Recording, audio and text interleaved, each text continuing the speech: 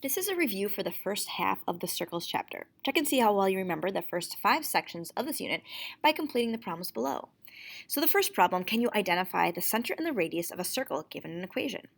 So for number 1, what is the center and the radius of a circle with the equation x plus 5 squared plus y minus 18 squared equals 36?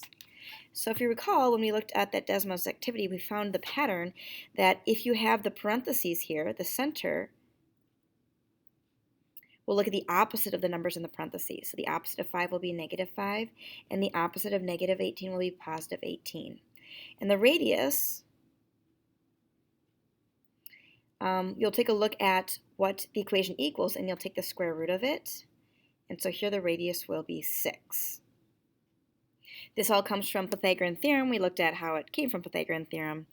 If you were able to do this problem, you can check yourself off for this. Number 2, can you write the equation of a circle given a graph? So if we take a look at this graph right here, you want to find two things, the center and the radius. So here the center would be 0, 3, and the radius would be 2. So using that, can you write the equation of a circle?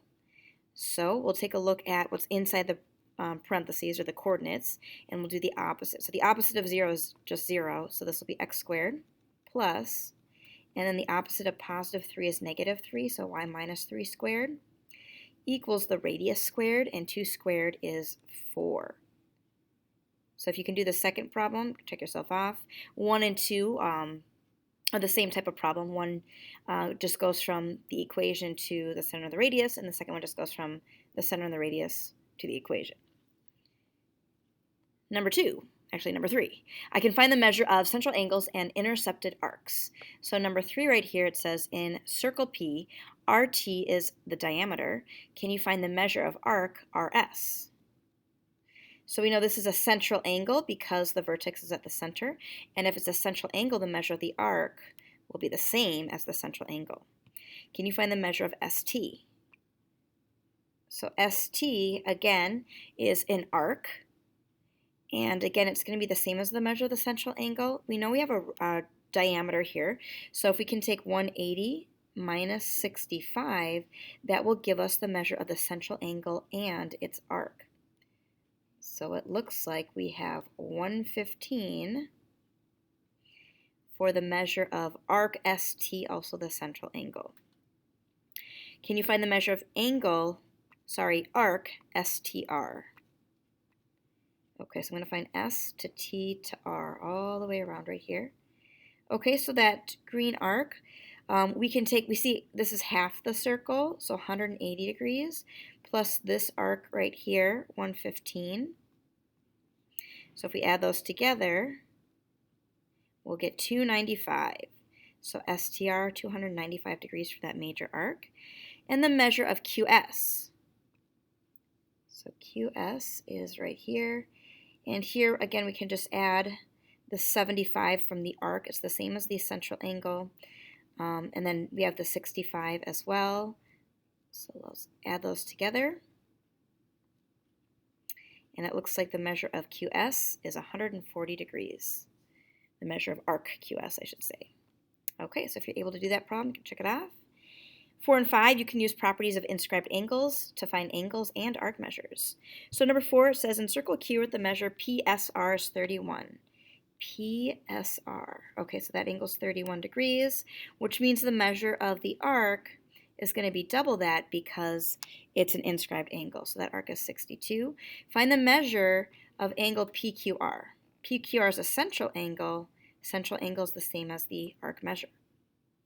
Let's take a look at number 5. The measure of arc MT is 124. Find the measure of angle MTH. This is an inscribed angle. It looks a little bit different than what we've seen before, but it's an inscribed angle. And so to find the measure, we'll take half of 124, and we'll get 62.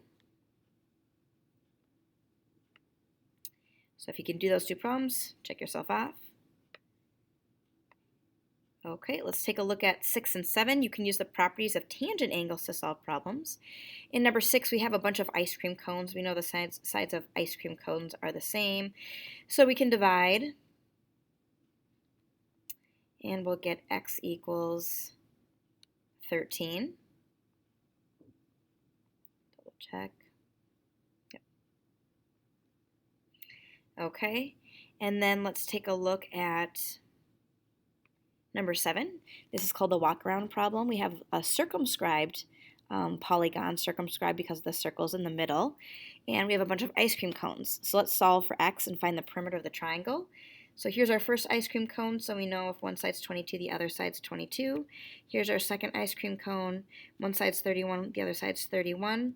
If we take 40 minus 31, we will get 9, so x is 9.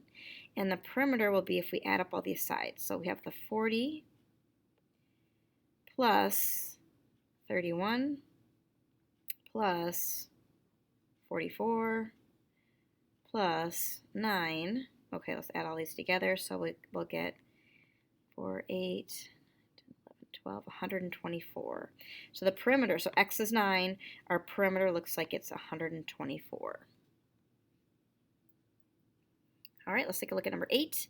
R and S are tangents, find W. Okay, so if you have tangent lines where a radius meets a tangent, we have 90-degree angles. And we know that in a quadrilateral, there's 360 degrees. 360 minus the 180 here from the right triangles would be 180. So really to find W, we just need to take 180 minus 41. So if we do that, we will get 139. That's the measure of this angle, which is the measure of the intercepted arc as well. So 139. And then let's take a look at, you can check yourself off if you know tangents. And then the last problem, we have the cyclic quadrilateral or inscribed quadrilateral. Inscribed means the polygon's on the inside. Solve for y.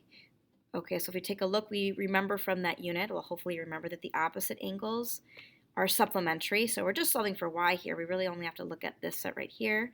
So we have 2y plus 4 plus 4y minus 4 equals 180. And then we can go ahead and solve that. So if we do that, we have a plus 4 and minus 4 that cancels. 2y and 4y will get 6y equals 180. And we can divide each side by 6. So it looks like y equals 30. All right, so check that off if you remember properties of cyclic quadrilaterals. And in order to practice for your upcoming test, you can complete the Chapter 7 Circles Review Day 1 daily practice on quizzes.